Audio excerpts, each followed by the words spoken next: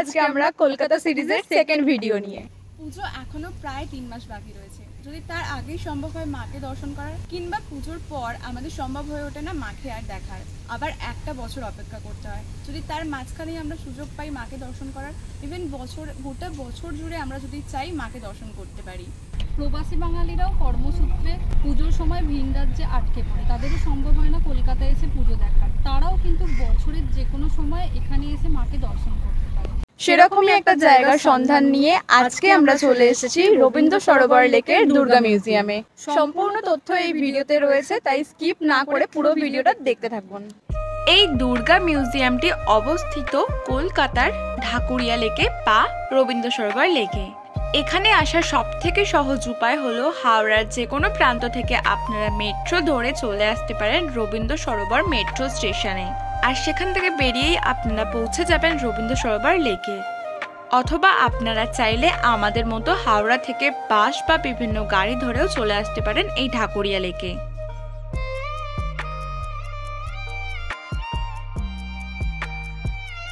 চলে এসেছি আমরা রবীন্দ্র সরোবর লেকের 1 নম্বর গেটে। 1 নম্বর গেট থেকে 3 নম্বর গেটে যাবার পথেই কিন্তু পড়বে দুর্গা মিউজিয়াম, আর এখানে প্রবেশ করতে গেলে এন্ট্রি ফি লাগে না। এই সামনে রয়েছে 1 নম্বর গেট। 1 নম্বর গেট থেকে এখানে এসে তোমাদেরকে ব্যাগ চেকিং করাতে হবে, কারণ কি কোনো প্লাস্টিকের বোতল এখানে অ্যালাউ নেই। আর এরপর আমরা সোজা এখান দিয়ে হেঁটে যাব, এখান দিয়ে গেলেই আমরা 3 নম্বর গেটে পৌঁছাবো। ফাইনালি আমরা চলে এসেছি রবীন্দ্র সরোবর লেকের দুর্গা মিউজিয়ামে। এই হলো বাইরের গেট, তো চলো এবার ভেতরে যাওয়া যাক। ফার্স্টে গেটের মধ্যে ঢুকেই সামনে একটা ঠাকুর দেখা যাচ্ছে। এটা কাচের গ্যালারিতে রাখা রয়েছে, কিন্তু কোন প্যান্ডেলের ঠাকুর সেটা ঠিক লেখা নেই। আর তার ঠিক অপোজিটেই মানে পাশেই রয়েছে ব্রিটিশ যুগের কামান।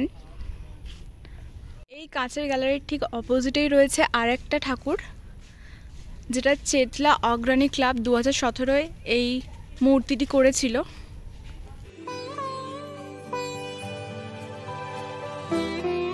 দেখে যতটা মনে হচ্ছে প্রপার এটা কাঠের তৈরি, আর শিল্পীর নাম ভবতোষ সুতার। 2017-এ চেতলা অগ্রণী ক্লাবে কিন্তু এই ঠাকুরটি করা হয়েছিল। সামনে দিয়ে ঢোকার সময় দেখতেই পাচ্ছ রয়েছে মা ফিরে এলো বলে একটি টাওয়ার।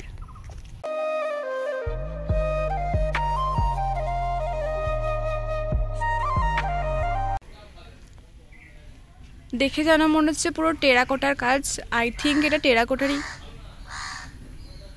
সামনে মায়ের আরেকটা মূর্তি দেখতে পাওয়া যাচ্ছে। মায়ের এই মূর্তিটি কিন্তু প্রপার পাথরের।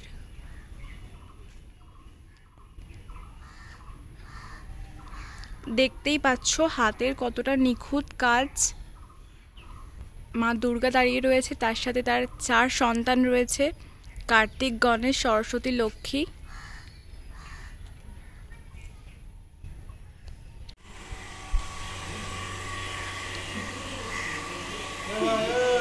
ভিতরে প্রবেশ করেই মনে হচ্ছে যেন কোনো একটা প্যান্ডেলে চলে এসেছি, বাট এখানে একটা প্রতিমা না, প্রচুর প্রতিমা রয়েছে চারিদিক জুড়ে।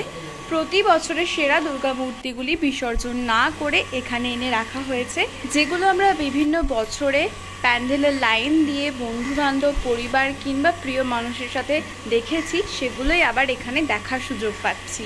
সেই ঠাকুরগুলো আবার দেখার সুযোগ পাবো, এটা অবিশ্বাস্যজনক হলেও কিন্তু এটা সত্যি। তো চলো তোমাদেরকে দেখাই এখানে কি কি প্যান্ডেলের কোন কোন বর্ষের ঠাকুর রয়েছে। পুরো একদম প্রথম থেকে শুরু করে শেষ মাথা অবধি কিন্তু এই ঘন্টা করা রয়েছে ওপরে, আর তার মধ্যে কিন্তু এক একটা ঘন্টায় লাইটিং রয়েছে, কোথাও ইয়েলো কোথাও অরেঞ্জ। এর জন্যই মানে ভেতরে ঢুকেই যেটা মনে হচ্ছে যে কোনো একটা প্যান্ডেলে চলে এসেছি।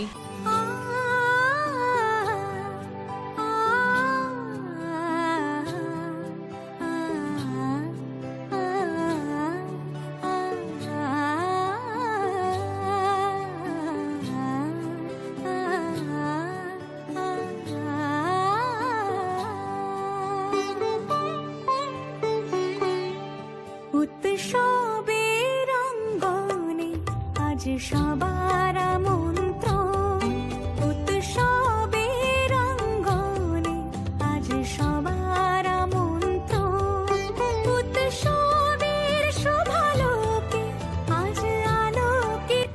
যে মায়ের মূর্তিটা রয়েছে এটা দেখে মনে হচ্ছে যেন মাকে সবে সাজানো চলছে, এখনও মহালয়া আসেনি।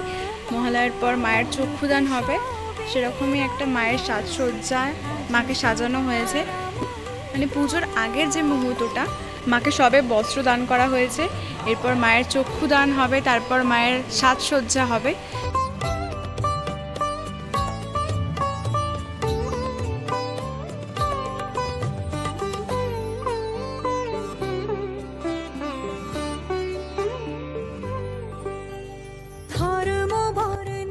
নপাড়া দাদাভাই সংঘ বরানগর 2023-এ মায়ের যে মূর্তিটি করেছিলেন সেটা দেখে মনে হচ্ছে মায়ের জীবন্ত রূপ ফুটে উঠেছে।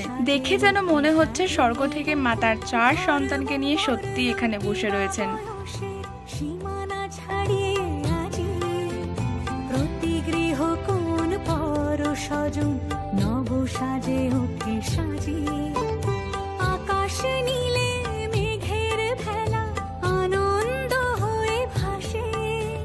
52 বছর পদার্পণ করাতে জিতেন্দ্র স্মৃতিসংগ্রহ 2022-এ হয়েছিল মায়ের এই মূর্তিটি, যেটি পুরোপুরি চকের তৈরি করা।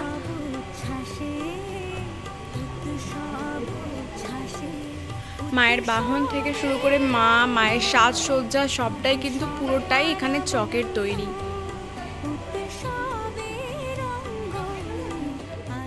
এই রয়েছে বরিশা ক্লাবের মায়ের মূর্তি। মায়ের গোটা অঙ্গটা কালো আর মায়ের মুখটা যেন জীবন্ত। মায়ের গালে সিঁদুরের ছোঁয়া, যেন মাকে সদ্য বরণ করা হয়েছে, আর মায়ের চোখগুলো যেন জলে ছলছল।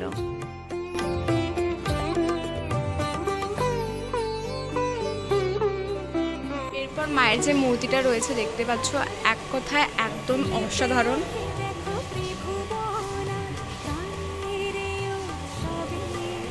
গোল্ডেনের ওপর মায়ের এই মূর্তিটা।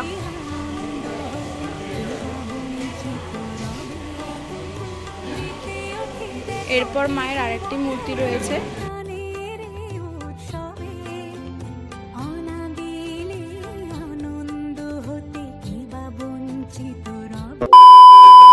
তো আমরা এখন মা ফিরে এলো আর্ট গ্যালারি থেকে বেরিয়ে পড়েছি আর বসে আছি একদম রবীন্দ্র সরোবর লেকে, আর বিকেলটা এখানেই উপভোগ করছি।